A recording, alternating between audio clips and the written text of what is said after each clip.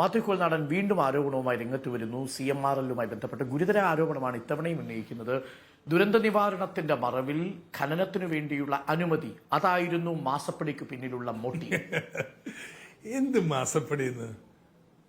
ഔപചാരികമായ കരാറിന്റെ അടിസ്ഥാനത്തിൽ 2 സ്ഥാപനങ്ങൾ കൊടുത്താൽ മാസപ്പടി എന്ന് തന്നെ വിളിക്കുന്നത് എങ്ങനെ?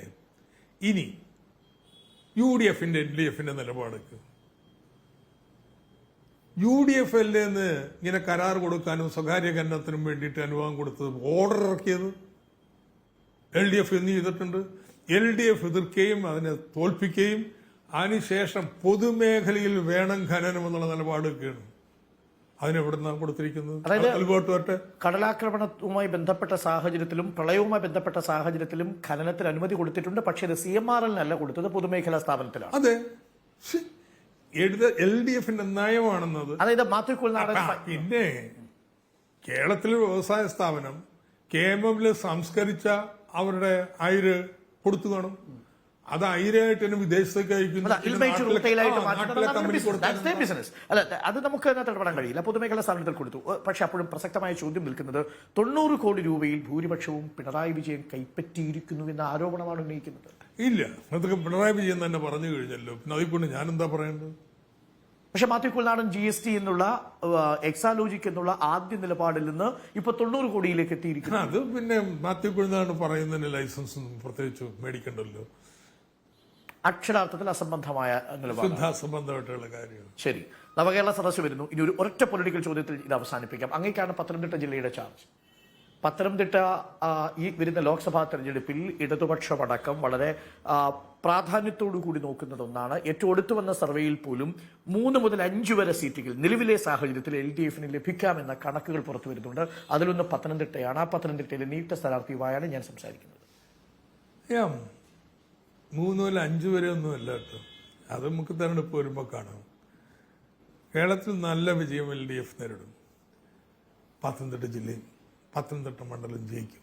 താങ്കൾ മത്സരിക്കും? ഞാൻ മത്സരിക്കും എന്നൊക്കെ പാർട്ടി തീരുമാനിക്കേണ്ട കാര്യമാണ്. തള്ളിക്കളയുന്നില്ല.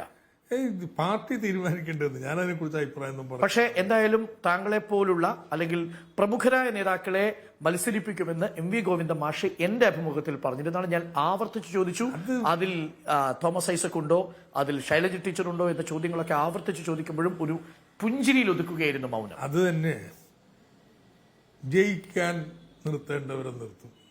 ആര് സംശയക്കാരും ജയിക്കാൻ തീരുമാനിച്ചിട്ടുള്ളത്, അതിന് പറ്റുന്നവരെ പാർട്ടി തീരുമാനിക്കും. അപ്പം അതിനെക്കുറിച്ചൊന്നും ഞാൻ അഭിപ്രായം പറയാൻ തയ്യാറില്ല. പക്ഷേ പത്തനംതിട്ട ജയിക്കുമെന്ന് പറയാനുള്ള കാരണം പറയാം. ഇവിടെ എല്ലാം 7 മണ്ഡലവും LDF-ആണ്. ഇവിടുത്തെ ജില്ലാ പഞ്ചായത്ത് 2ഉം LDF-ആണ്. ഇവിടുത്തെ ഒരു ബ്ലോക്ക് ഒഴിച്ച് ബാക്കി ബ്ലോക്കുകളൊക്കെ LDF-ആണ്. മഹാഭൂരിപക്ഷവും പഞ്ചായത്ത്. ആ രാഷ്ട്രീയ മാറ്റം വന്നു.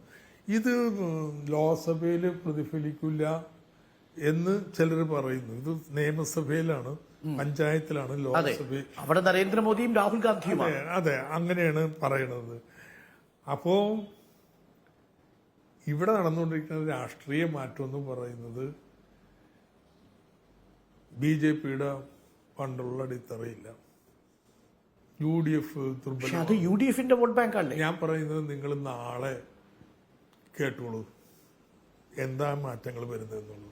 മാറ്റം വരാൻ പോവുകയാണ്. മാറ്റം വരുമല്ലോ, ഒരു സംശയമൊക്കെ കാര്യത്തിൽ വേണ്ടി. ഇനിയും വരും, വന്നു, ഇനിയും വരും.